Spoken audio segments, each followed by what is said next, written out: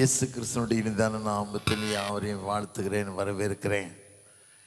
எத்தனையோ பேர்கள் அது பாக்கியத்தையும் கிருபையும் ஆண்ட வாழ்க்கையை தந்திருக்கிறார். அந்த கிருபையை நினைத்து நாம் கடவுளுக்கு நன்றி செலுத்தலாம். விசேஷமாக இந்த ஆலயத்தை நினைக்கும்போது ரொம்ப சந்தோஷமாக இருக்கும். இந்த ஆலயம் திறக்கும்போது ஃபாதர் இஸ்ராயா இருந்தாங்க. ஓவிய காலத்தில் அது ஜீப்பில் வரும்போது அந்த காட்சியை பார்க்கணும். அவங்க முகம் மலர்ந்த காட்சி வரும்போதே மேலே நோக்கி இந்த ஆலயத்தை தான் பார்த்து வந்தாங்க. இந்த ஆலயம் அழகாக கட்டப்பட்டிருக்குன்னு நினச்சி ஒரு தரிசனமான மனுஷன், தேவனுக்கு பிரியமான மனுஷன், தேவனுக்கு பிரியமான சாட்சி உள்ள மனுஷனாய் இஸ்ராயல்னா ஒரு தனி பெருமை. கிட்டத்தட்ட 10,274 சர்ச்சையை கட்டியிருக்காங்க. அவங்க தரிசனம் 1,00,000 ஆலயங்கள், 5 பைபிள் காலேஜஸ், 5 செமினரி, 100 பள்ளிக்கூடங்கள். அங்கே பேரில் ஒரு சைக்கிள் கூட கிடையாது. அதான் ரொம்ப சந்தோஷமான காரியம். அந்த பெருமை மிக்க ஆலயத்தை வரும்போது இந்த ஃபேனை பற்றி அவங்ககிட்ட சொன்னேன். ஐயா அப்படி ஒரு ஃபேன் ஒன்று போட போகிறோம் ஆலயத்தில், ரொம்ப நல்லா இருக்குன்னு சொன்னேன். வந்து மேலே ஏறி பார்த்தோன்னே ஃபேனை தான் பார்த்தாங்க. பார்த்துட்டு ரொம்ப ரொம்ப ரொம்ப சந்தோஷம் அவங்களுக்கு. காரணம், இந்த ஆலயம் வந்து ஒரு மாளிகையாய் ஒரு அரசாட்சியுடைய ராஜ்யமாக அதை வச்சுக்கிறேன். அதுதான் நான் சந்தோஷப்படுறேன்.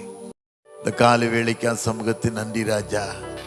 இப்படி மாளிகையில் அமரும்போது, இப்படி சன்னிதானத்தில் வீட்டில் உட்காரும்போது, எவ்வளோ வேதனை இருந்தாலும், எவ்வளோ கஷ்டம் இருந்தாலும், எவ்வளோ கண்ணீர் இருந்தாலும் நீ மாற்றி போட தெய்வம் சாமி.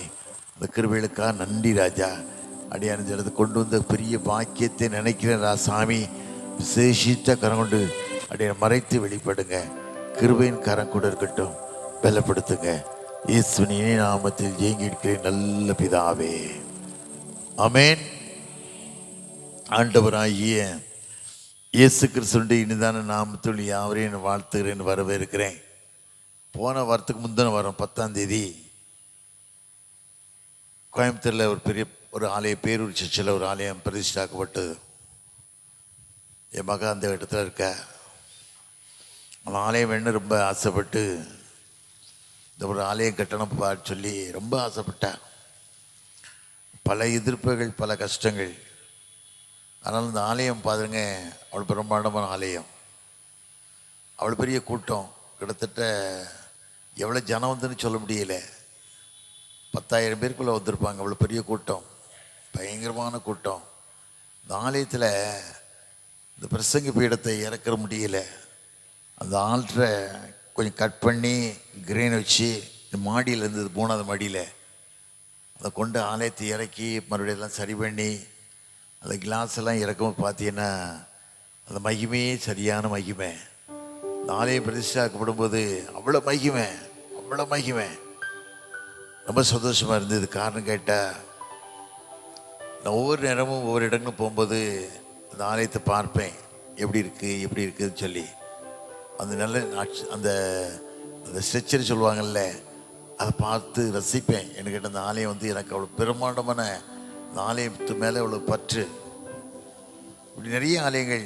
அதுபோல் திருவனந்தபுரத்தில் ஒரு ஏர்போர்ட் பக்கத்தில் நல்ல பிரம்மாண்டமான ஆலயம், அதுவும் ஆலயம் அப்படி தான், ரொம்ப பிரம்மாண்டமான ஆலயம். நினைக்கவே முடியல, இவ்வளவு பிரம்மாண்டமாக கடவுள் பெரிய கிருபை தந்தாரே அப்படி நினச்சி பார்க்கும்போது ரொம்ப சந்தோஷமாக இருக்கும். அது மாத்திரமல்ல, வேதத்தில் வாசிக்கும் இல்லை, ஆகா 8-9 வாசிக்கும் போது, மலைகளில் சென்று மரங்களை வெட்டி நான் ஆலயத்தை கட்டுங்கள், அது மேல் பிரியமாக இருப்பேன் அப்படின்னு சொல்கிறார். நீ மனுஷன் வீட்டை எப்படியோ கட்டுறான், எப்படியோ வாழ்கிறான்.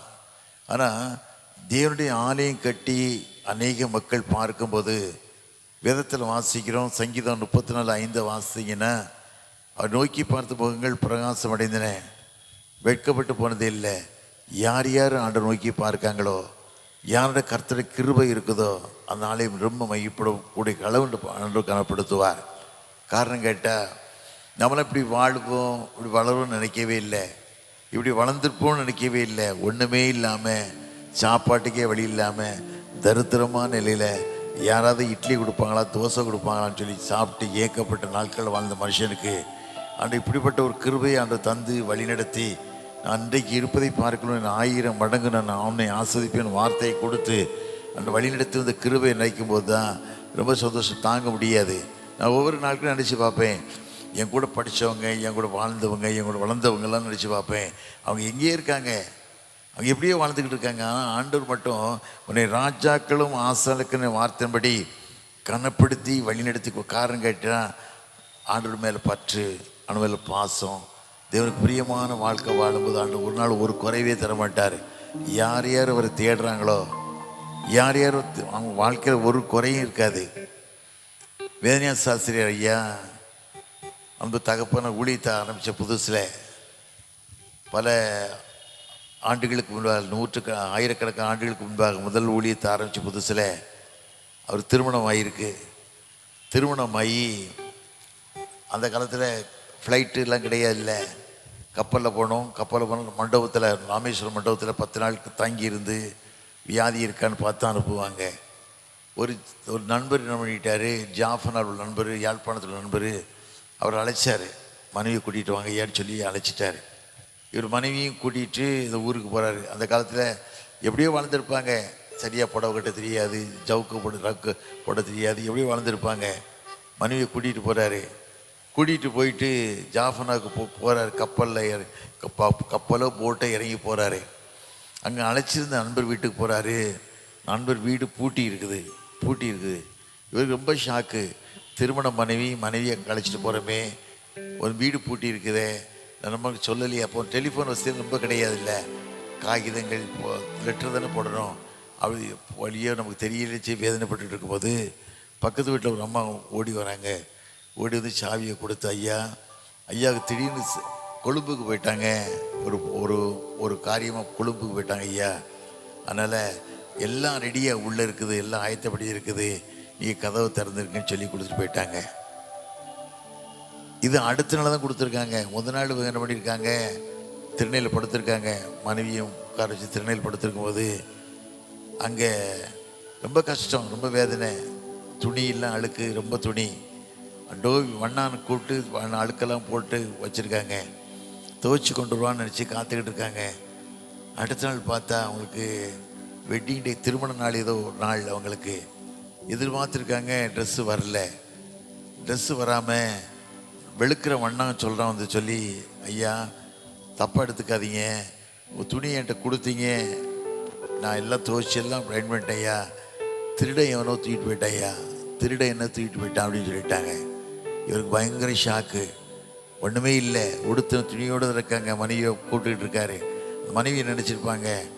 ரொம்ப தாங்க முடியலை வேதனை. அப்போது அவர் அந்த இடத்துல அந்த கந்தசாமின்னு ஒரு புகையிலை வியாபாரி வீட்டில் தங்கியிருக்காங்க. கந்தசாமி இன்னும் ஒரு புகையிலை வியாபாரி வீட்டில் தங்கியிருக்காங்க. ரொம்ப வேதனை, ரொம்ப வேதனை. அவன் மனைவியை முகத்தை பார்க்காங்க. இவருக்கு ஒன்றுமே சொல்லலை. இந்த காட்சியை அடிக்கடி நினச்சி பார்ப்பேன். திருமணம் பண்ணி போயிருக்காரு, புது மனைவி அழைச்சிட்டு போயிருக்காரு, நிலைமை. ஆனால் கொஞ்ச நேரத்துக்குள்ள இந்த கந்தசாமிக்கு மனுஷன் அவர் பார்க்க வர்றாரு. பார்த்து ஒரு புது பார்சல் கொடுக்காரு. ஐயா இந்த பார்சல் உங்களுக்கு வந்தது ஐயா அப்படின்னு சொல்லி, யார் கொடுத்தானே தெரியாத கொடுத்து உங்கள்கிட்ட கொடுக்க சொன்னார். ஒன்றுமே புரியலை. உடச்சி பார்த்தா இவருக்கு பட்டு வேஷ்டி, பட்டு சேலை, பட்டு சட்டை, ஃப்ரெஷ்ஷாக கல்யாணம் பண்ணுற பொண்ணு மாப்பிள்ளை மாதிரி கொடுத்துட்டு போயிட்டாங்க. அதை நினச்சி பார்த்தாராம். வேதத்தில் வாசிக்கும் போது சங்கீதம் 37:25 வாசின்னா, நான் இளைஞனாக இருந்தேன், முதிருளும் நானே, நீதிமான் கைவிடப்பட்டதையும் சந்ததி அப்பத்துக்கு இறந்ததையும் காணலன்னு சொல்லி பைபிளில் வாசிக்கும். ஆண்டு ஒரு நாளும் கைவிடவே மாட்டார். நம்பின பிள்ளைகளுக்கு வெட்கப்பட்டு போகவே முடியாது. வேதத்தில் வாசிக்கும் போது மனுஷ பாவத்தினால 3 வருஷம் மழை இல்லை, தேசத்தில் 3 வருஷம் மழை இல்லை. ஆண்டு வானத்தையும் அடைச்சி போட்டார். அடைச்சி போட்டு 3 வருஷம் மழை இல்லை. ஆனால் அவருடைய மகனாகிய அவருடைய பிள்ளையாகி எலியா அங்கே உட்காந்துருக்காரு. அவர் சாப்பாடு வேணும், தண்ணி வேணும். ஆண்டு பார்க்கறல.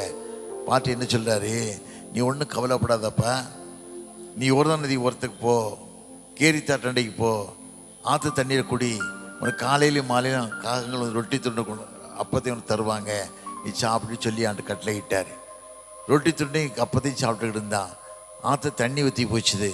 எலியா வருத்தப்படவே இல்லை. ஏன் வருத்தப்படனா, தன்னை உருவாக்கின தெய்வம் உண்மையுள்ளவர். நிறைய பேர் இதை மறந்துடுறாங்க. எது கஷ்டம்னு சொன்னால், வீட்டில் வேதனை சொன்னால் சண்டை போடுறாங்க, வார்த்தைகளை பேசுகிறாங்க, நம்பிக்கையெல்லாம் போயிடுறாங்க. தர்த்தமேல் பாரத்தை வைத்து விடு, அப்போ அவர் ஆதரிப்பாக விதத்தில் வாசிக்கவில்லை. இந்த வார்த்தை தப்ப போகக்கூடாது. இல்லை, நீ ஆண்டவர் நம்பிக்கையாக வாழும்போது, சாட்சியாக வாழும்போது கர்த்தர் உன்னை ஒரு நாள் கைவிடவே மாட்டார். காரணம், நான் விட்டு விலகுவதும் இல்லை, உன்னை கைவிடுவதும் இல்லை, மோசையோடு இந்த போல உன்னோடு கூட இருப்பேன் அப்படின்னு சொல்லி ஆண்டவர் வாக்கு கொடுக்கார்ல. அந்த வாக்கு தான் பொய் இல்லைல்ல. இந்த வார்த்தையை நம்பி கடவுளுக்கு பிரியமாக நீ வாழும்போது கஷ்டமில்லாத வாழ்க்கை உனக்கு ஆண்டவர் தருவார். ஆட்டு தண்ணி வெத்தி போச்சுது.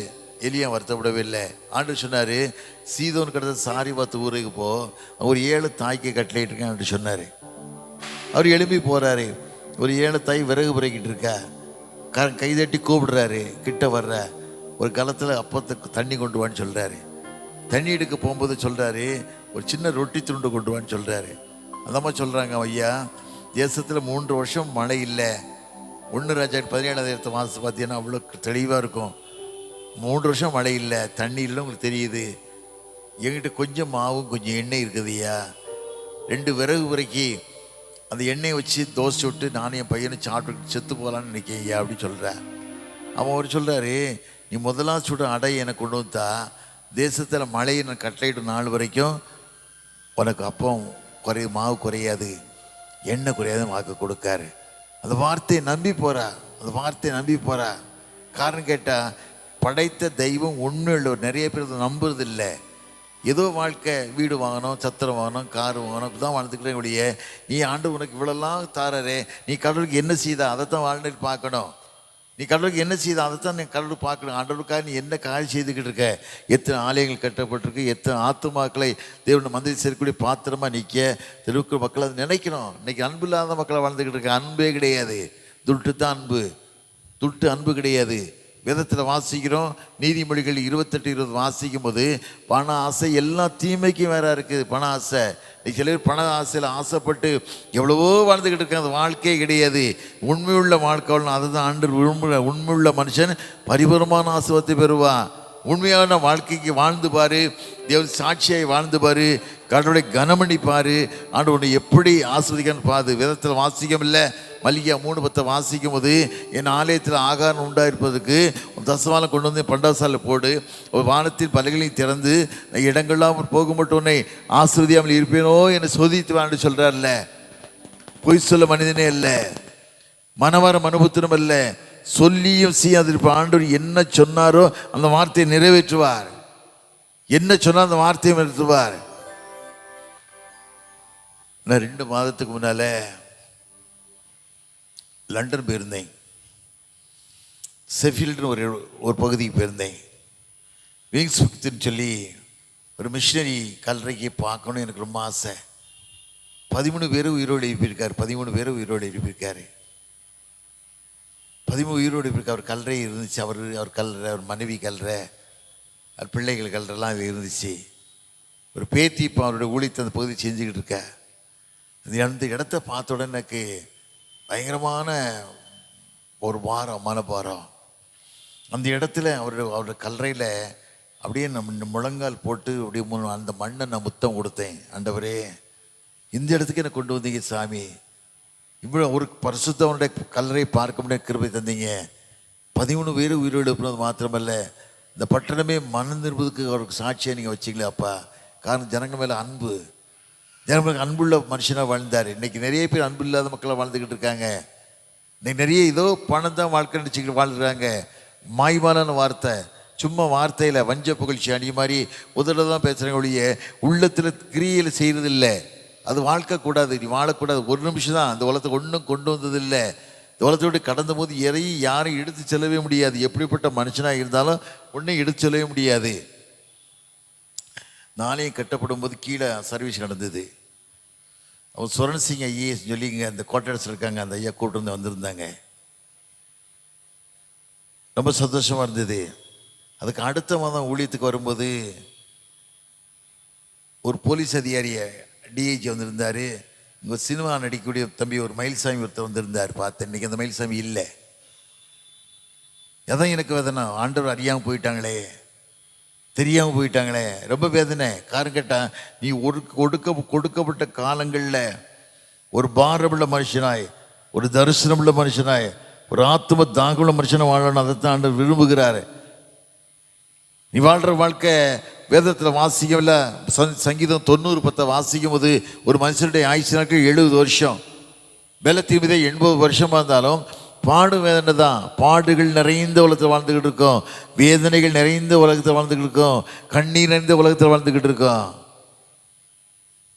இப்படிப்பட்ட உலகத்தில் வாழ நீ எப்படிப்பட்ட மனுஷனாக வாழணும்? உலகத்தில் வாழ்கிற நாட்கள் தேவனுடைய கணக்கு முன்னிக்கு ஆண்டோட ராஜ்யத்தில் கணக்கு கொடுக்க ஆண்டோர் கணக்கடை எஜமானம் வர போகிறாரு. நிறைய பேர் மறந்துடுறாங்க. ஜட்ஜ்மெண்ட் இருக்கிறது நிறைய பேர் மறந்துடுறாங்க. மனுஷன் பிறப்பதும் இறப்பதும் நியாய தீர்ப்பு அடைவதும் ஒவ்வொரு மனுஷமே விழுந்த கடமை. அது மனுஷன் நினைச்சு வாழணும். பிரியமான வாழ்க்கை ஒரு வாழ்க்கை தான். அந்த வாழ்க்கை தேவனோடு வாழக்கூடிய வாழ்க்கையாக இருக்கணும், சாட்சியுள்ள வாழ்க்கையாக இருக்கணும், மகிமை செலுத்தக்கூடிய வாழ்க்கையாக இருக்கணும். இதுதான் நான் கொடுத்த வாழ்க்கை. ஏதோ வளர்ந்தோம் மிருகம் தான் வாழுது, அது வாழ்க்கை இல்லை. நீ மனுஷனாக வாழ்ந்து கடவுள் சாட்சியுள்ள வாழ்க்கை வாழ்ந்து ஒரு ஆத்ம பாரமுள்ள மனுஷனாக வாழணும். 127 நாடுகள் ஆண்டு அகஸ்திய ராஜா காலத்தில் ஒரு எஸ்தர், ஒரு அடிமை பெண் அந்த ஊரில் இருக்க. ஒரு ஆமான் என்ற கொடூரமான மனுஷன் கிறிஸ்தவ ஜனங்களை நொறுக்கணும் அழிக்கணும்னு வச்சு காத்துக்கிட்டு இருக்கான். அது மாத்திரம் கொடூரமான சட்டத்தை கொண்டு வரான். சட்டத்தை கொண்டு வந்தோடனே அங்கே அந்த வாழ்ற ஒரு பரிசுத்தவான் மொர்தெகாய் வேதனையோடு வாழ்கிறாரு. சட்டையெல்லாம் கிழிச்சிக்கிறாரு, கண்ணீரோடு நிற்காரு. எஸ்தர் ராஜாத்தியே இருக்கா. ராஜாத்தி போய் சொல்கிறாரு. ராஜாத்தி ஒன்றும் சொல்லலை. அப்போ அவர் சொல்கிறாரு, இந்த காலத்தில் மௌனமாக இருக்காத. வேதத்தில் வாசிக்கும் இல்லை. எஸ்தர் 4:17 வாசிக்கும் போது 4:14 வாசிக்கும் போது நீ இந்த காலத்தில் மௌனமாக இருப்பாயானால் இஸ்ரவேலுக்கு ரட்சிப்பு வேறு வழியாக வரும். அன்னைக்கு நீயும் தகப்பனோட தப்ப மாட்டீங்க. அதை மட்டும் மனசில் வச்சு வாழுன்னு சொல்கிறான். அதுக்கு போது அவளுடைய எண்ணங்கள் வருது. எஸ்தர் ராஜாக்கு அப்படி ஒரு எண்ணங்கள் வருது. செத்தாலும் சாகிறேன், என் ஜனத்துக்கு ஒரு அழிவை, என் குலத்துக்கு பொல்லாப்பை நான் எப்படி பார்க்க முடியும் சொல்லி ஒரு வைராக்கியமான வாழ்க்கைக்கு ஒப்பு கொடுக்குறா. அப்படி வாழ்கிறோமா? ஏதோ மனைவி பிள்ளைகளை தான் இப்படிதான் வாழ்ந்துக்கிட்டு இருக்கோம். வேதத்தில் வாசிக்கும் போது சங்கீதம் 128 வாசிக்கும் போது கர்த்தருக்கு பயந்து வழியிருக்கணும் பாக்கியவான், உன் கையிலும் பிரயாசத்தை சாப்பிடுவாய், உனக்கு பாக்கியம் நன்மை உண்டாயிருக்கும். மனைவி வீட்டோர் கணிதம் திராட்சை செடியை போல் பிள்ளைகள் பந்திச்சிலும் ஒலிமர கன்றுகளை போலும் இருப்பார்கள். கர்த்தருக்கு பயப்படும் சிவதமாய் ஆஸ்வதிக்கப்படுவார். கர்த்தர் சீயோன்னு ஆஸ்வதிப்பார். நீ ஜீவன நாளெல்லாம் எருசலேமின் வாழ்வை நீ காண்பாய். நீ பிள்ளைகளையும் எருசலேமின் சமாதானத்தையும் காண்பாய். இதுதான் ஆண்டவர் பார்க்காரு. ஒரு வாழ்க்கை சீருள்ள வாழ்க்கையாக இருக்கணும், தேவனுக்கு பிரியமான வாழ்க்கையாக இருக்கணும். அது மாத்திரமில்லை, எவ்வளோ கொஞ்ச நாள் வாழ போகிறோம். அந்த கொஞ்ச நாள் வாழ்கிற வாழ்க்கை கூட தேவனை மகிமைப்படுத்தக்கூடிய வாழ்க்கையை வாழணும். தான் நினைக்கணும். நான் ஒவ்வொரு நாட்களும் இஸ்ராயேல் ஒரு நினைக்காத நாளே கிடையாது. அவ்வளோ பெரிய பரிசுத்தவான். ஒரு பாரம், ஒரு தரிசனம், ஒரு எண்ணங்கள். என் ஜனங்கள் ரட்சிக்கப்படணும், ஆலயம் இல்லாத ஊரில் ஆலயம் கட்டப்படணும், கர்த்தரே தெய்வம்னு சொல்லணும். வேதத்தில் வாசிக்கம் இல்லை. எலியா தீர்க்கதரிசி காலத்தில் ஜனங்கள் 2 நேரம் குந்தி நடந்தாங்க, வேறு விதமாக நடந்தாங்க. எலியா சொன்னான், பாகால் தெய்வம், பாகாலை வணங்கு, ஆண்டவர் தெய்வம்னா ஆண்டவர் நினைச்சு சொல்லி சொல்கிறான். 1 ராஜாக்கள் 18:28 வாசிக்கும் போது எந்த மட்டும் 2 நினைவுகளை குந்தி நடப்பீங்க, நடக்காதீங்கன்னு சொல்லி ஒரு சவால் விடுறான்ல. அப்படிப்பட்ட வாழ்க்கையை நம்ம வாழணும். நம்ம சுகமான வாழ்க்கை. ஞாயிற்றுக்கிழமை ஆனால் பிரியாணி செய்தோம், சிக்கன் 65 செய்தோம், கறி வறுத்தோம், இப்படி தான் வாழ்ந்துக்கிட்டு ஒழிய கடவுளுக்கு என்ன செய்தோம், நீ ஆண்டவருக்கு என்ன செய்கிற, அதை மட்டும் மனசில் வாழ்க்கை நினைச்சு வாழ்ந்து பாரு. அதுதான் ஒரு ஆரோக்கியமான வாழ்க்கை. ஏதோ வளர்ந்து நினைக்க கூடாது. இன்னைக்கு அன்பு இல்லாத உலகத்தை வாழ்ந்துக்கிட்டு இருக்கா மனுஷன். அன்பே கிடையாது. இன்னைக்கு பெத்த பிள்ளைகிட்ட அன்பு கிடையாது, பிள்ளைகள்கிட்ட அன்பு கிடையாது, பிள்ளைக்கு அன்பு கிடையாது. பெற்றோருக்கு விரோதமாக பிள்ளைகள் எழுப்பி கொலை செய்வாங்க. அந்த விதத்தில் வாசிக்கணும். எவ்வளோ வாழ்ந்துக்கிட்டு இருக்காங்க. ஒரு அன்பு வேணும். தாவீது ராஜா காலத்தில் பாருங்க, மீகாள் மனைவி, யோனத்தான் மச்சான், சவுல் மாமே. சவுல் பெரியவன் கோத்திரம், தாவீது யூதா கோத்திரம். அப்படி வாழும்போது தாவீது சவுல் தாவீதை காய்மரமாக பார்க்கான், சாகுறவங்க இப்படி தான் பார்த்தான், கொஞ்சம் கூட மனசு இல்லை. ஆனால் யோனத்தான் தாவீது பாருங்க, ஒரே சரீரமாக வாழ்ந்தாங்க, ஒரே சரீரமாக அப்படி அழகாக வாழ்ந்தாங்க. சவுல் தாவீதை கொல்ல முடியா பின்தொடர்ந்து ஓடிக்கிட்டு இருக்கான். ஒரு முறை யோனத்தனை பார்த்து சாவில் சொல்லி அழுகுறான். வேதத்தில் வாசிக்கும் போது 1 சாமுவேல் 20:3 வாசிக்கும் போது, மரணத்துக்கு எனக்கும் ஒரு அடி தூரம் தான் இருக்குடா, மரணத்துக்கு எனக்கு ஒரு அடி தூரம் தான் சொல்லி கதறி அழுகிறான். அப்படி இருந்த மனுஷன் யோனத்தான் செத்து போகிறான். யோனத்தான் செத்து போறோன்னே தாவீதால் தாங்கவே முடியல. தாவீது கதறி அழுகிறான். 2 சாமுவேல் 1:26 வாசி பார்த்தீங்கன்னா, என் அன்பு சகோதரனே யோனத்தானே, உன் சினை எனக்கு ரொம்ப இரும்பாக இருந்தது, இஸ்ரவேலின் சினைத்தை பார்க்கலாம் அதிகமாக இருந்ததுன்னு சொல்லி கதறி அழுகிறான். அதான் பாசம், அதுதான் அன்பு. அன்பு வேதத்தில் வாசமெல்லாம் ரோமருக்கு எழுதின நிமிஷத்தில் வாசிக்கும் போது, எதுவானாலும் மரணத்தை விட்டு என்னை பிரிப்பவன் யார்? அன்பு தான் சொல்றாரு. நீங்கள் அப்படிப்பட்ட அன்புள்ள மக்களாக வாழ்கிறோமா? நாங்கள் 4 பிரதர்ஸ் எங்கள் வீட்டில் இன்றைக்கும் ஒரே கூட்டு குடும்பம் தான். எங்கள் வீட்டில் ஒரே கிச்சன் தான். எங்கள் வீட்டில் 150 பேர் சாப்பிட்றோம். ஒரு நேரத்துக்கு இப்பவும் ஒரே 150 பேர் சாப்பிட்றோம். அவ்வளோ பெரிய குடும்பம். ஒன்றும் இல்லாமல் வந்தோம். சென்னைக்கு வரும்போது ஒன்றுமே இல்லை வாழ்ந்தோம். அப்படி வாழ்ந்த காலத்தில் மனசு அவங்களுக்கு இருக்க தான் செய்யும். ஒரு முறை எங்கள் அண்ணன், என்னோட மூத்த சகோதரனை, நான் ஒரு மாதிரி வார்த்தை வித்தியாசம் பேசிட்டேன். எனக்கு தாங்க முடியலை. இரவு படுத்த தூக்கம் வரல. 12 மணி இருக்கும். கதவை திறந்து கீழே இறங்கி வந்தேன். என் மனைவி எங்கே போகிறீங்கன்னு கேட்டா, ஒன்றும் இல்லை அண்ணனை பார்க்க போகிறேன்னு. என்னன்னா ஒன்றும் இல்லைன்ட்டேன். கீழே இறங்கி வந்தேன். ரூமை தூங்குறார். கதவை தட்டினேன். யாருடைன்னு கேட்டார். ஜெய்சிங் வந்திருக்கேன்னு கேட்டேன். ஜெய்சிங் வந்திருக்கேன்னு சொன்னேன். என்னுடைய நான் கதவை திறங்கண்ணே திறந்தார். அவர் காலை தொட்டு கும்பிட்டுட்டு நான் சொன்னேன், ஒரு விதமாக வித்தியாசமாக பேசிட்டேன்னே, தயவுசெய்து மன்னிச்சுக்கிடுங்க. ஏன் கேட்டேன்னா, ஆண்டவர் சொல்கிறாரு, பலிபீடத்தில் காணிக்கை செலுத்த வரும்போது உன் சகோதரர் குறை உண்டுன்னு காண்பாயானா, பலிபீடத்திலே காணிக்கை வச்சுட்டு உன் சகோதரர் ஒப்புரவாகி. காரணம், கண்ணு முன் இருக்க சகோதரன் நேசியாதவன் காண இருக்க கடவுளை நேசிக்கவே முடியாது. அப்படி என்ன அப்படியே அணைச்சி முத்தம் கொடுத்து என்னை அனுப்பினார். அதுக்கு பிறகு எனக்கு தூக்கமே வந்தது. காரணம் அதுக்கு வந்து சந்தோஷமே வந்தது.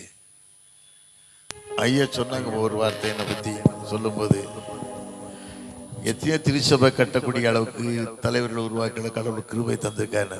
உண்மையான வார்த்தை. இன்னைக்கு திருச்சபையில் உள்ள பிள்ளைகளுக்கெல்லாம் நிறைய பேருக்கு எப்படி வாழ தெரியல. பதவி வேணும், பகட்டு வாழ்க்கை வேணும், எப்படியோ வாழணும், அவ்வளோதான். ஆண்டோட அன்பு வேண்டியதில்லை, கடவுள் சாட்சியாக வாழ்றது இல்லை, உண்மையாக வாழ்றது இல்லை. நீ நடந்து போனால், பேதர் நடந்து போது அவனுடைய நிழல் பட்டாலே சுகமாச்சு வச்சு ஓடினாங்க. இன்னைக்கு அப்படிப்பட்ட விசுவாசம் வாழ்க்கையில் இருக்கா? ஏதோ பேருக்கான பதவி, இது வாழ்க்கையே கிடையாது. ஆண்டவர் எப்படி வாழ்ந்தாரோ, இன்னைக்கு மன்னிக்க சுவாமம் மனுஷனுக்கு இல்லை, மன்னிக்க ஒரு சுவாமம் இல்லை. செத்தாலும் என் டெட் பாடி பார்க்கக்கூடாதுன்றான். சில பேர் சொல்கிறான், செத்தாலுமே என் டெட் பாடி பார்க்கக்கூடாதுங்க. அவ்வளோ பகைகள், சண்டைகள், வீட்டுக்காக, இடத்துக்காக. ஒரு அடி நிலம் 10,000 ரூபா நிலம் போயிடும். 10 லட்ச ரூபா கோர்ட்டை செலவழிக்கான், கோர்ட்டில் கொண்டு காசு செலவழிக்கான். அதே நீ ஒப்புரவாயிருப்பண்ணா. இப்போ வேதத்தில் வாசிக்கும் போது, ஆதியாம் 13ஆம் வாசிக்கும் போது, ஆபிரகாம் வாழ்ந்துக்கிட்டு இருக்கான். அண்ணன் மகன் லோத்து வாழ்ந்துக்கிட்டு இருக்கான். அவங்களுக்கு அவங்களுடைய மந்தை அவங்களுடைய ஆடு மாடுகள் பெருசாக இருந்தது. ரொம்ப பூமியில் ரொம்ப பெருசாக இருந்தது. பூமியை தாங்கோட அளவுக்கு அவங்க செல்வாக்க வாழ்ந்தாங்க. அவங்க மேய்ப்பர்களுக்கு மனசாகும் போது ஆபரம் கூடி சொல்கிறான், லோத்தை கூப்பிட்டு சொல்கிறான், நம்மளும் சகோதரர் இருப்பா, நமக்காக பாகுபாடு வேண்டாம். நீ கிழக்க போனால் மேற்க போகிறேன், நீ தக்க போனால் வடக்க போகிறேன், உனக்கு பிரியமான இடத்தை எடுத்துக்கோ சொல்கிறான். விட்டு கொடுத்துட்டான். ஆனால் லோத்து பாருங்க, செழிப்பான பூமியெல்லாம் எடுத்துக்கிட்டான். யோர்தான் நதிக்கு ஓரத்தில் எப்படி செழிப்பு இருக்குமோ அப்படி செழிப்பான பகுதியெல்லாம் எடுத்துக்கிட்டான். ஆனால் ஆபிரகாம் பயப்படவே இல்லை. ஏன் பயப்படலைன்னா, அவர் அழைத்த தெய்வம் உண்மை உள்ளவர். அழைத்த தெய்வம் உண்மை உள்ளவர். வேதத்தில் வாசிக்கும் போது ஆதியாகமம் 28:2 வாசி பார்த்தீங்கன்னா, ஆபிரகாமே பயப்படாதே, நான் உனக்கு கேடகும் மகாபரிய பலனுமா இருக்கான்னு சொல்றாரு. நீ பயப்படாத, உன் கேடகம் மகாபரிய பலனா இருக்கான்னு சொல்றாரு. வாக்கு கொடுக்காரு. வாக்கு கொடுத்த தெய்வம் உண்மையா நடத்துறாரு. நிலைமை என்ன? சோதோகுமர பட்டணம் அழிக்கப்பட்டு போகுது. சோதோகுமர கொடூரமான பாவத்தினால, விக்கிர ஆராதனால, விபச்சாரத்தினால, வேசித்தனத்தினால, பலவிதமான காரியத்தினால் அழிக்கப்பட்டு போகுது. காரணம் கேட்டான், ஆபிரகாம் ஒரு பரிசுத்தவான், நீதிமான், தேவனுக்கு பயந்த மனுஷன், தேவனோட வாழக்கூடிய மனுஷன் ஆண்டவர் பாதுகாத்தாரு. நீ தேவனுக்கு பயந்து வாழும்போது, தேவனுக்கு சாட்சியை வாழும்போது ஆண்டவர் ஒரு நாள் உன்னை விலகவும் மாட்டார், உன்னை கைவிடவும் மாட்டார். அவனோட கூட இருப்பேங்காரு. அப்படியோட மக்களுக்கு நம்ம ஒப்பு கொடுக்கணும். அப்படி வாழ்க்கைக்கு நம்ம ஒப்பு கொடுத்து வாழணும். ஒரு வாழ்க்கை தான், ஒரு வாழ்க்கை தான், ஒன்றுமே இல்லை. செத்த பிறகு ஒன்றும் கிடையாது, பரலோக வாழ்வு தான். அந்த நம்பணும். ஆண்டவர் தெய்வம்னா அப்படிப்பட்ட ரட்சகர் உலகத்துக்கு யாருக்கும் கிடைக்காது. இயேசுவை போல ஒரு தெய்வம் உலகத்துக்கு யாருக்கும் கிடைக்காது. நிறைய பேர் நினைக்கிறதில்ல, என் வாழ்க்கை நான் அடிச்சுக்கிட்டேன். சாதாரணமாக எஸ்எல்சி படித்து, ஒன்றுக்கெல்லாம் எஸ்எல்சி படித்து, 68 எஸ்எல்சி முடித்து, இன்றைக்கி எவ்வளோ பெரிய ஆட்களுடைய இன்னைக்கு ஈஸியாக எடுத்துக்கிட்டால், டெல்லியில் கான்ஃபரன்ஸ் நடக்குது, சீஃப் கெஸ்ட் தான் கூப்பிட்டாங்க. கதிரொலி மாணிக்கம்மா, ஐயா நீங்கள் வாங்கன்னு கூப்பிட்டாங்க. நேற்று கமிஷன் ஐயா வந்தாங்க, என்னை பார்க்க வந்த துரசாமி பிரதர் துரசாமி வந்தாங்க. அவ்வளோ கௌரவிச்சார். சிஎஸ்சி எடுத்துக்கிட்டா எவ்வளோ சில காரியங்களுக்கு ஆண்டு எவ்வளோ பயன்படுத்துகிறாரு. ஒன்றுமே இல்லாமல் வாழ்ந்த மனுஷருக்கு, தரித்திரமாக வாழ்ந்த மனுஷருக்கு ஆண்டு இப்படிப்பட்ட கிருபை தந்திருப்பாருன்னா உன் வாழ்க்கை ஆண்டு ஆசீர்வாதமாக இருப்பாரா?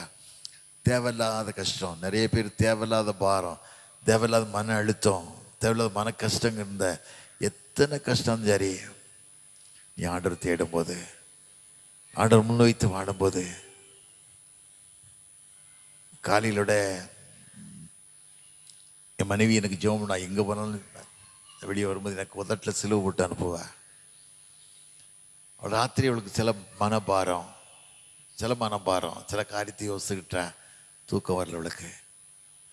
ஏட சொன்னால் காலையில் நான் நல்லாவே தூங்கலை. நான் சொன்னேன், தேவையில்லாத காரியத்தை ஏன் நினைக்க, தேவையில்லாத காரியம் ஏன் நினைக்க, நடக்க தான் நடக்க போகுது. மேன் பர்பஸ் காடு, மனுஷன் ஒன்று, கடவுளுடைய முடிவு ஒன்று. ஏன் கவலைப்படுதே? உனக்கு என்ன குறை இருக்கு? ஒரு குறை இல்லையே. அருமையான பிள்ளைகள், பேர பிள்ளைகள், ஆண்டவர் இன்றைக்கு இருப்பதை போல 1000 மடங்கு போல ஆண்டவர் ஆசை வச்சிருக்காரு. எல்லா விதமான சுகமான வாழ்வன் தந்திருக்காரு. ஏன் கவலைப்படுற? எனக்கு இந்த பாரம், அந்த ஏன் பாரம்? 300 வருஷத்துக்கு முன்னால தரங்கம்படி போயிருந்தோம். பல முறை தரங்கம்படி போயிட்டு பாறேன். ஒரு ஆலயத்தை கட்டி புதுப்பிச்சு உருவாக்கி கொடுத்தேன். காரணம் கேட்டால், சீகன்பால் கட்டின ஆலயம் 300 வருஷத்துக்கு முன்னே வந்திருக்காரு. சிறு குழந்தையா இருக்க தாய் இறந்து போயிட்டாங்க. தாயின் தகப்பன் இறந்து போயிட்டாங்க. ஒரே நேரத்தில் கொஞ்ச நாளில் இறந்துட்டாங்க. யாரும் ஆதரவு கிடையாது. உடன் பார்த்துட்டு இருந்த சகோதரி இறந்துட்டாங்க. இன்னொரு சகோதரி வளர்த்தாங்க. அவர் வளர்க்கும் போது 300 வருஷத்துக்கு மேலே திறங்கபடி வராரு. 228 நாள் போட்டில் ட்ராவல் பண்ணி வராங்க. 68 பேர் வந்திருக்காங்க. 35 பேர் செத்துட்டாங்க. தூக்கி கடலில் போட்டாங்க. குறைஞ்ச மக்கள் தான். ராஜா இறங்க விடலை. தரங்கம்பாடியில் ரொம்ப கஷ்டம். ஒரு தாகம், ஒரு பாரம், ஒரு ஆத்ம தாகம். வரும்போது மீன் தான் சாப்பிட்ருக்காங்க. மீன்னா கடலில் மீன் பிடிச்சி பச்சை மீனை சாப்பிட்ருக்காங்க. மீனை சுட்டு சாப்பிட்ருக்காங்க. தண்ணி, கடல் தண்ணி காய்ச்சி குடிச்சிருக்காங்க. காரணம், நான் வாழணுங்கிறதுக்காக தான், நான் சத்தியத்தை தெரியணும், ஆண்டவர் அறிஞ்சிக்கணுங்கிறது இப்படிப்பட்ட தியாகமான வாழ்க்கையில் வந்திருக்காங்க. அந்த தாகத்தில் 1000 ஒன்று நம்மகிட்ட இருக்கணும். இன்னைக்கு அவர் இல்லைன்னு இந்த பைபிள் இல்லை. இன்னைக்கு அவர் வரலன்னா, சீக்கிரம் வரல, இந்த பைபிள் இல்லை. தமிழீற்ற கட்டு மணலில் கற்றுக்கெடுத்து அச்சு கொடுத்து உருவாக்கி, நியூ டெஸ்டமெண்ட்டை உருவாக்கி 13 வருஷம்தான் வாழ்க்கை. எவ்வளோ தியாகமான வாழ்க்கை. நம்ம இத்தனை வருஷம் வாழ்கிறோமே, நீ கடவுளுக்கு என்ன செய்திருக்க? அதை யோசிச்சு பாரு. இத்தனை வருஷம் நீ வாழ்றிய கேட்டால் அந்த தெருவில் 2 பிளாட்டு, இந்த தெருவில் 3 பிளாட்டு, அந்த தெருவில் மகளுக்கு ஒரு பிளாட்டு, இதை தான் வாங்கிட்டு நினைக்கும். கடன் வாங்கி மகனுக்கு வாங்கிடணும், மகளுக்கு வாங்கிடணும். ஒன்று மகள் எப்படி வச்சுருக்காங்க, சந்தோஷமாக வச்சுருக்காங்களே. பணம் இருந்தால் தான் தகப்பேன், பணம் இருந்தால் தான் தாய் தகப்பேன். நீ கடவுளுக்கு வாழ்ந்து பாரு, கடவுளுக்கு வாழ்ந்து பாரு. வேதத்தில் வாசிக்கிறோம், நீதிமொழிகள் 10:22 வாசிக்கும் போது கர்த்தரின் ஆசீர்வாதம் ஐஸ்வர்யத்தை தரும், வேதனையை கூட்டார். வேதனை இல்லாத வாழ்க்கை வேணும்னு சொன்னால் நீ கடவுளோட வாழணும். வேதனை இல்லாத வாழ்க்கை வேணும்னு சொன்னால் கடவுளுக்கு சாட்சியாக இருக்கணும், மகிமையை செலுத்தக்கூடிய வாழ்க்கை வாழணும். தனக்கு தனக்கு தனக்கு வாழ்ந்த மனுஷன் வாழ்ந்தது சரித்திரம் இல்லை. இன்றைக்கி ஆண்டவரை அறியாத மனுஷன் பாருங்களேன், ஆண்டவர் அறியாத மக்களோட எவ்வளவோ சாட்சியாக வாழ்கிறாங்க. ரத்ன டாட்டா உலகத்தை பெரிய கோடீஸ்வரன். அவர் கூட ஒரு நாய்க்குட்டி தான் வளர்த்தாரு. ஒரு நாய்க்குட்டியும் ஒரு மனுஷன்தான், ஒரு சின்ன பையன் தான் வளர்த்தாரு. அவர் சிங்கிள் பெட்ரூமில் வாழ்ந்திருக்கார் பாம்பேயில். இப்போ உலகத்தையே ஆட்டி படைத்த மனுஷன். கேக்கு இவ்வளோ பெரிய கேக்கு தான் வெட்டு வரான், பெரிய கேக்கு வெட்ட வேணாங்க. இன்னைக்கு நமக்கு மனுஷன் எப்படியோ ஒரு பர்த்டேனா எப்படியோ ஆடம்பரம் பண்ணுறான். இது ஆண்டவர் அறியாத மனுஷன் எப்படிப்பட்ட புத்தி இருக்கும்போது நீ ஆண்டவர் தெரிஞ்சு அறிந்து கடவுள் சாட்சியாக வாழும்போது, கடவுள் இயேசு தான் ரட்சகர், இயேசு தான் வல்லவர், அவர் தான் ஜீவன் சொல்லி வாயிலாம் அறிக்கையிடுற. ஆனால் உள்ளத்தின் வாழ்க்கை தேவனுக்கு பிரியமில்லாத வாழ்க்கையாக இருக்குது, தேவனை சாராத வாழ்க்கையாக இருக்கிறது, தேவனுடைய ஆட்சியை கட்டவனுக்கு எண்ணங்கள் இல்லாத வாழ்க்கையாக வாழ்ந்துக்கிட்டு இருக்குது.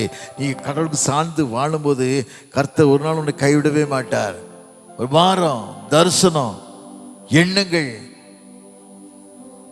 இன்னைக்கு கிறிஸ்தவன் வாழ்ந்துக்கிட்டு போகிறான், அழகா சொல்கிறான், நல்ல போராட்டத்தை போராடி நல்லா சாவு வீட்டில் போய் அழகா எழுதுறாங்க, நல்ல போராட்டத்தை. வேதத்தில் வாசிக்கம்ல 2 தீமோத்தேயு 4:7 வாசிக்கும், நல்ல போராட்டத்தை போராடின்னு ஓட்டத்தை முடித்தேன், விசுவாசத்தை காத்து கொண்டேன், நீதிகள் எனக்கு வைக்கப்பட்டிருக்கு, நீதியுள்ள நியாயத்தை கருத்து அதனால தருவாருன்னு சொல்கிறான். கல்றை அழகா எழுதி அங்கே தான் இருக்கு, வேற எங்கேயும் போகாது. கிறிஸ்தவ வாழ்க்கை ஒரு சீரில்லாத வாழ்க்கை. கோர்ட்டுக்கு போனால் 95% டைவர்ஸ் கிறிஸ்தவ கேஸ் தான். மற்ற பயப்படுறான், கிறிஸ்தவன் எதுக்கும் பயப்படலை. கல்யாணம் 3ஆவது நாள் கூட டைவர்ஸ் பண்ணுறான், 3 நாள் கூட ஆகலை. 3 நாளுக்கு ஏன் பிள்ளைகள் சீரில்லாத வாழ்க்கை வாழ்கிறது? கடவுள்கிட்ட காத்திருந்து ஆள்கிட்ட கேட்கறது இல்லை. என் மகனுக்கு இந்த மகளுக்கு திருமணம் பண்ண போகிற ஆண்டவர் சித்தம் எப்படி? ஆபிரகாம் தன் மகனுக்கு பொண்ணுக்கு பார்க்கும்போது லாபான் வீட்டுக்கு அனுப்புகிறான், எலியேசர் அனுப்புகிறான்.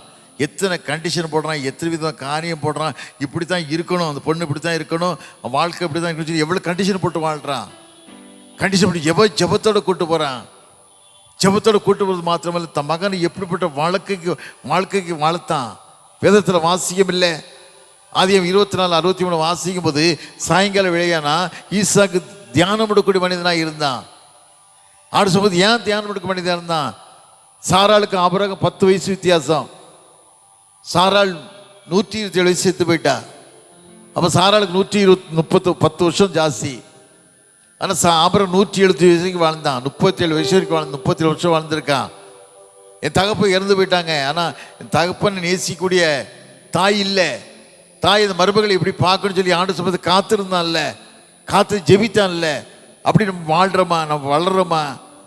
ஏதோ திருமணம் ஊரை வைக்கிறதுக்கு திருமணம் பண்ணுறோம். பிரியாணி இப்படி இருக்கணும், பிரியாணி இலையில் சிக்கன் 65 இப்படி இருக்கணும், பிரியாணி இலையில் கப்பில் கறி 200 கிராம் கறி இருக்கணும், இப்படி தான் இருக்கணும் கணக்கு போடுற ஒழிய என் பிள்ளை இப்படி இருக்கணுமா, என் பிள்ளை இப்படி கடவுளுக்கு சாட்சியாக இருக்கா, என் கடவுளுக்கு மகிமையுள்ள பிள்ளையா இருக்கான்னு நினச்சி பார்த்துருக்கோமா? ஆண்டு சொல்றது ஜெபம் பண்ணியிருக்கோமா? ஆண்டு கேட்டிருக்கோமா? வாழ்க்கை அப்படி இருந்தால் தான் வாழ்க்கை சீர்படியும் ஒழிய உலகப்புறம் வாழ்ந்து புரோஜனம் இல்லை. உலகப்புறம் வாழ்ந்து புரோஜனமே கிடையாது. ஏதோ வளர்ந்தோம், ஒருத்தரும் தப்ப முடியாது. வேதத்தில் வாசிக்கிறோம், மத்தேயு 25:19 வாசிக்கும் போது கணக்கு கேட்கக்கூடிய எஜமானவர் வர போறாரு. 30 வெள்ளிக்காசு காட்டி கொடுத்து குற்றமலத்தை காட்டி கொடுன்னு சொல்லி தேவாலயத்தில் காசை விட்டு போய் நாண்டு செத்தானே யூதாசு, அவன் தான் அப்படி வாழக்கூடாது. ஒரு வாழ்க்கை செத்தாலும் என் வாழ்க்கை கடைசி வரைக்கும் சாட்சியா இருக்கடையா, மகிமையை செலுத்தக்கூடிய வாழ்க்கையா இருக்கணும் கேட்கணும். போராட்டம் வரும், பொண்ணே நினைச்சு வாழாத, பையனே நினைச்சு வாழாத, நீ ஆண்டவர் நினைச்சு வாழு. நீ ஆண்டவர் நினைச்சு வாழ்ந்தனா உன் பிள்ளைக்கு என்ன செய்யணும் ஆண்டவர் செய்வாரு, உன் மகளுக்கு என்ன செய்யணும் ஆண்டவர் செய்வாரு. நேற்று ஐயா எனக்கு ஒரு தகசியை சொல்லிட்டு போனாரு. ஒரு அம்மாவுக்கு குழந்தை இல்லையா, பாவமாக இருக்குது, என்ன செய்யணும்னு கேட்டேன். அவர் டக்குன்னு சொன்னார், அவளுக்கு குழந்தை இருக்காது. ஏன்னு கேட்டேன். வாலி வயசு சீரை வாழலை, பெற்றோர் சீரை வளர்க்கலை, தன் இஷ்டப்படி ஓடுனா, இஷ்டப்படி வாழ்ந்தா. இன்னைக்கு அவன் மனம் திரும்பலை, மனது ஆண்டு கேட்கல, தன்னை தாழ்த்தி ஒப்பு கொடுக்கல. ஆண்டு கேட்பேன்னு சொன்னா இன்னைக்கு ஆண்டு நிச்சயமாகவே ஆண்டு வழி நடத்துவார். மன்னிக்கிற தேவன், மன்னிக்க சுவாமியுள்ள தேவன். மன்னிப்பது மாத்திரம் உன் வாழ்க்கையை ஆசிரித்து உன் வாழ்க்கை சீருள்ள வாழ்க்கை ஆண்டு மாட்டி தருவார். ஏதோ வாழ்ந்தது கிடையாது. நான் 68 வருஷம் சென்னைக்கு வரும்போது குடியிருக்கவே இடம் கிடையாது. அரடி நிலம் கூட கிடையாது. இன்னைக்கு பாருங்க, காலுபதிக்கு தேசத்தை சொந்தமாக தரான்னு கொடுத்துருக்காரு. காரணம் கேட்டா ஆண்டவர் முன்வைத்து வாழும் போது தாவீது ராஜா தன் மகன் சாலமோன்ட்டு சொல்லுவான், கடைசி காலங்களில் நீ அவரை தேடினால் தென்படுவார், நீ அவரை விட்டுட்டன்னா உன்னை விட்டுருவாரு. இன்னைக்கு நிறைய பேர் அப்படி நினைக்கிறது இல்லை. ஏதோ வாழ்ந்தோம், இப்படி வருவோம் அப்படிதான் நினைக்காங்க. எப்போ மனுஷனுக்கு சாவு வரும், எப்போ ஹார்ட் அட்டாக் வரும், எப்போ ஆக்சிடென்ட் யாரும் சொல்ல முடியுமா?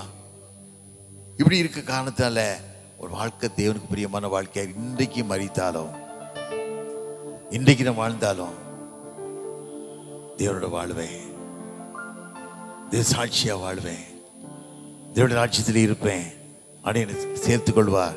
என் வாழ்க்கை தேவனுக்கு பிரியமான வாழ்க்கையாக இருந்ததுன்னு சொல்லணும். நிறைய வாழ்க்கை போராட்டம், ஏன் சீரில்லாத வாழ்க்கை தான்.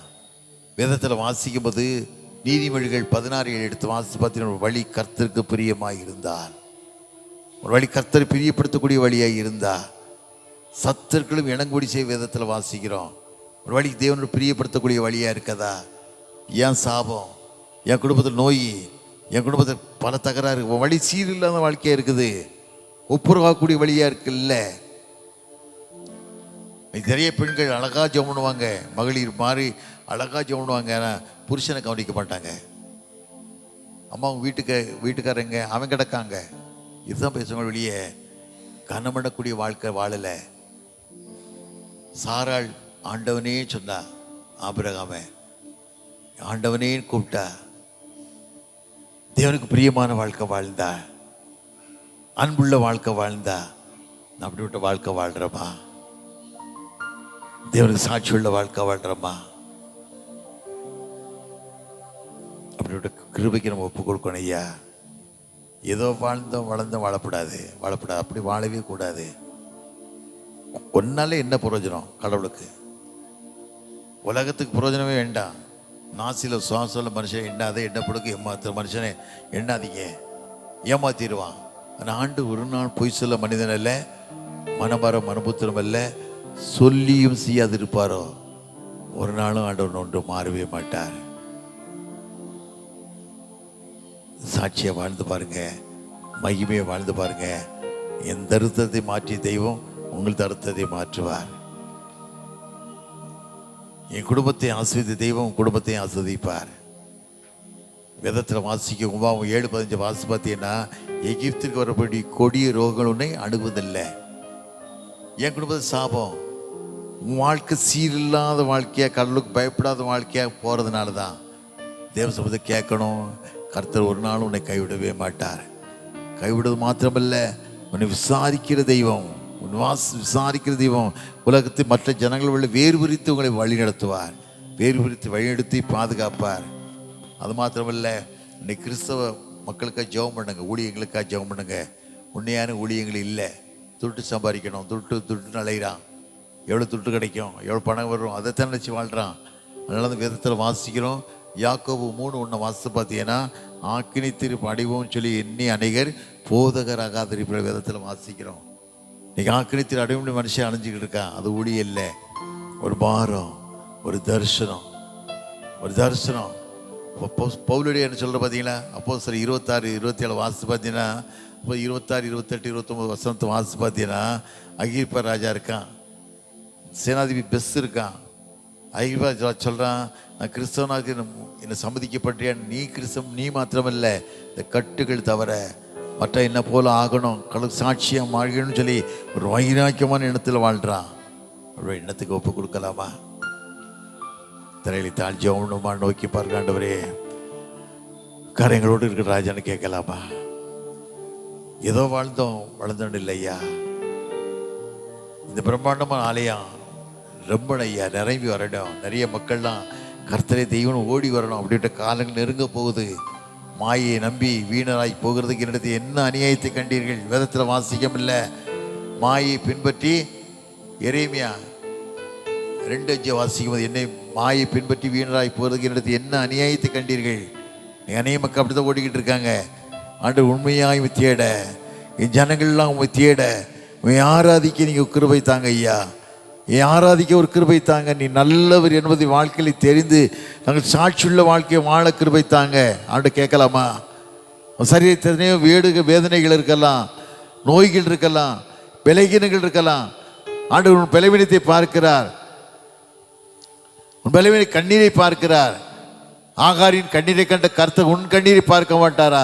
நிச்சயமாய் பார்ப்பார், நிச்சயமாய் பார்ப்பார். உன் கண்ணீரை பார்ப்பார். உன் வேதனையை அறிந்திருக்கிறார், உன் இருதய சிந்தனை அறிந்திருக்கிறார். குடும்பத்தில் உள்ள குழப்பங்கள் வேதனைகள் எல்லாம் அறிந்திருக்கிறார். நிறைய குடும்பங்களில் குடியினால பிரச்சனை, எத்தனையோ குடும்பங்கள் சீரழிவு குடியினால. உன் கண்ணீரை ஆண்டவர் பார்க்கிறார். வேதத்தில் வாசிக்கும், ஐயோ யாருக்கு வேதனை, யாருக்கு காரணமில்லாத காயங்கள், யாருக்கு ரத்தங்களின் கண்கள் சாராயம் இருக்கிறது தங்கி தருவது வேதத்திலானே. குடும்பத்தில் குடியிருக்கலாம் ஆண்டு கேளு, ஆண்டவரே விடுதலை தருவார். உன்னை மாற்றி உன் விடுதலை தந்து வாழ்க்கையை ஆஸ்வதிக்க தெய்வம் ஒருத்தர் உண்டானா? உன்னை கண்ணீரை கண்டு குடும்பத்தை ஆஸ்வதிக்க தெய்வம் ஒருத்தர் உண்டானா? உன் தருத்தரங்களை மாற்றி வேதனையை மாற்றி. இன்னைக்கு எதையோ குடும்பம் கடன் பிரச்சனை, வட்டி வட்டி வட்டி. நீ அனைவரும் கடன் கொடுப்பாய், நீ கடன் வாங்க மாட்டாய். நீ மேலாக்குவார், கீழாக மேலாவாய். வியாதியை விட்டு விலக்குவார். உன்னை கண்ணீரை கண்டு வாழ்க்கையில் விடுதலை தந்து ஆசிரியக்க தெய்வம் ஒருத்தர் உண்டானா? அவதான் இயேசையா. இயேசு பார்க்கலாமா? ஏதோ மாய்மாலம் வாழ வேண்டாம் ஐயா, எதுக்கு பேருக்காக வாழ வேண்டாம். என் குடும்பத்தில் எத்தனையோ பிரச்சனைகள், குடும்பத்தில் எத்தனையோ பிரச்சனை. சில குடும்பங்களில் lungs failure, uterus failure, breast cancer, எத்தனையோ குடும்பங்களில் வேதனை, தாங்க முடியாத கண்ணீர். ஆண்டு கண்ணீரை கண்டு வேதனையை அனுக்க தெய்வம் ஒருத்தர் உண்டானா? இயேசு மாத்திரம்தான். நல்ல தகப்பனே, இந்த கால விளைக்கா சமூகத்தின் நன்றி ராஜா. அதிகாலை தேடு கண்டிடம் வார்த்தைப்படி அதிகாலை தேடும்படி எனக்கு கிருபை தந்தீங்கப்பா. ஒவ்வொரு மக்களுடைய இருதயத்திலையும் ஒரு தாகத்தை தாங்க. பணம் ஆசை வேண்டாம், சொந்த பந்தங்கள் பாசங்கள் அதிகம் வேண்டாம். நீ உண்மை நேசிக்கும் போது எல்லாவற்றையும் நீ கொடுப்பீரப்பா. நம்பிக்கையோடு பிள்ளைகள் வார கிருபை தாங்க. இந்த கஷ்டங்கள் மாறட்டும், வேதனைகள் மாறட்டும். சரி, எத்தனையோ பலகீனங்கள் உண்டு சாமி, எத்தனையோ வியாதிகள் உண்டு, யார்கிட்ட சொல்ல முடியாத அளவுக்கு எத்தனையோ கண்ணீர் உண்டு. ஆண்டவரே மனமிறங்கி ஆகாரின் கண்ணீரை கண்ட கர்த்தர் பிள்ளைகள் வாழ்க்கையின் கண்ணீரை கண்டது மாத்திரமல்ல, அல்லாதே நான் உதவிக்கு சொல்லிடுறப்பா. அதை கழுவி மாற்றி போட கிருபை தாங்க. எல்லா காரியத்தையும் பொறுப்படுதுங்களப்பா. உனக்கு மாத்திரம் மகிமைப்படுத்த கிருபை தாங்க. மீதியான காரியத்தை பொறுப்படுத்திக்கொள்ளுங்க. உமக்கென்று வாழ ஒரு வாழ்க்கை தான்ப்பா. ஒரு வாழ்க்கை ஒன்றும் கொண்டு வந்ததில்லை, கொண்டு போகிறதில்லை. இந்த ஒரு வாழ்க்கை உமக்கென்று பரிசுத்தமாய் வாழ. பரிசுத்தம் இல்லாமல் யாரும் தேவனை தரிசிக்கவே முடியாதப்பா. தரிசனத்தை காற்றுக்கொள்ள கிருபை தாங்க. எல்லா காரியத்தையும் பொறுப்படுத்திக் கொள்ளுங்க. இயேசுவின் நாமத்தில் ஜெயங்கடிக்க நல்ல பிதாவே, ஆமென்.